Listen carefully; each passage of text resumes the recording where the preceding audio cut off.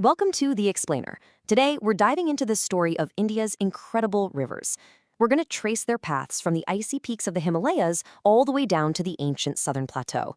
You'll see they're so much more than just lines on a map. They're truly the lifeblood of the nation. So let me ask you something. When you hear the word drainage, what's the first thing that pops into your head? Probably the pipes under your sink, right? Well, in the world of geography, we're talking about something on a scale that is just mind-blowingly massive. You see, in geography, drainage is all about the entire river system of a place. Think about it. You got your main river, kind of like a highway. Then you have all these smaller rivers and streams flowing into it. We call those tributaries. The entire chunk of land that this whole network collects water from, that's what we call a drainage basin. It's like a giant natural funnel for rainwater. So what keeps these huge drainage basins from just flowing into each other? Well, that's where something called a water divide comes in. It's usually a mountain range or just some high ground that acts like the peak of a roof, you know? It forces all the water to flow down one side or the other into separate basins. Okay, here's our game plan. We'll start by decoding these basic concepts. Then we're going to jump into India's two main river systems and see just how different they are. We'll also check out the amazing patterns these rivers etch onto the landscape. And finally, we'll talk about why they're so important. The absolute lifeblood of the nation. Right, so India's rivers can basically be sorted into two big groups. And what separates them isn't really their size, but where they're born. It's their origin story. And that story shapes literally everything about them.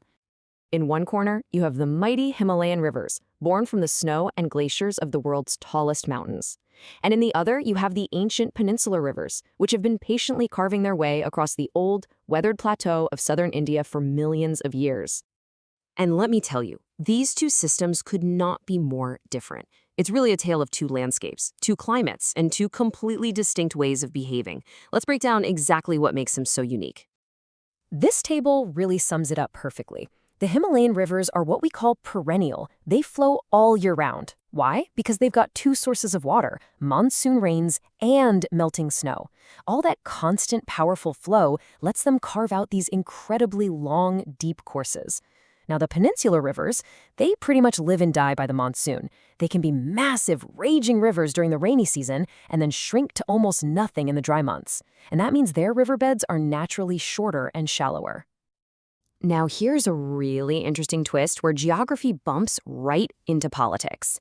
The Indus is a huge Himalayan river, and a lot of its basin is in India. But because of the Indus Waters Treaty signed with Pakistan way back in 1960, India can actually only use about 20% of its water. It's a pretty powerful reminder that rivers aren't just about nature. They're often at the center of international politics. To really get a feel for this, let's follow the journey of maybe the most famous Himalayan river of all, the Ganga. It starts its life way up in the mountains as two different streams, the Bhagirathi and the Alaknanda. They come together at a sacred spot called Devprayag, and that's where the Ganga is truly born. From there, it tumbles down out of the mountains and onto the huge northern plains at Haridwar. It slows down, gets wider, picks up major tributaries, and just keeps growing until it finally spreads out into the biggest delta on Earth before flowing into the Bay of Bengal. What a journey. You know, as these rivers make their way across the land, they're not just flowing randomly. They create these beautiful, complex patterns that tell us a story about the rock and land underneath them. Let's take a look at the four main types. So first up is the dendritic pattern, and you can see why it's called that. It looks exactly like the branches of a tree.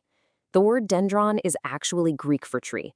This is the most common pattern you'll find, and it happens when a river flows over a pretty uniform landscape, letting its tributaries spread out naturally, just like tree branches.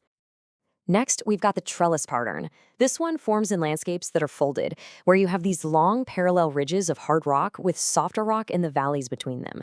The main river will flow through the soft valley, and the smaller streams run down the hard ridges, hitting the main river at almost perfect right angles. It creates this really cool grid-like look. And then there's the rectangular pattern. This happens where the rock underneath is all cracked and fractured.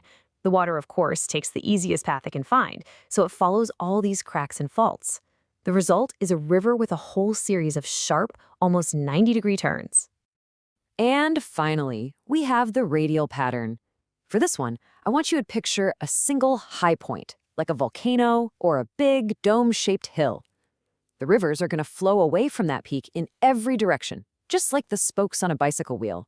It's a perfect picture of water flowing away from a central high point. Okay, so we've covered the geography, the origins, the patterns, but why does any of this really matter? The answer is actually pretty simple. These rivers are, without a doubt, the lifeblood of the nation. Let's talk about their incredible impact. I mean, you really can't overstate how important they are. They are the absolute backbone of agriculture, watering the vast plains that feed the country. They generate electricity through hydropower. They act as highways for transportation. And for thousands of years, their banks have been the cradle of great civilizations, and now huge modern cities. But here's the hard truth. These vital lifelines are in serious trouble. Pollution from cities, from industries, from agriculture, it's literally choking the life out of them. The problem's gotten so bad that it's triggered massive national campaigns, like the Namamigange program, which is this huge effort to try and clean up and save these precious waterways. And that really leaves us with a massive question for our future. These rivers created civilizations. They sustain millions of people right now. How do we make sure they can keep doing that for generations to come? Protecting them isn't just an environmental issue. It's about securing our own future. And that responsibility really falls on all of us.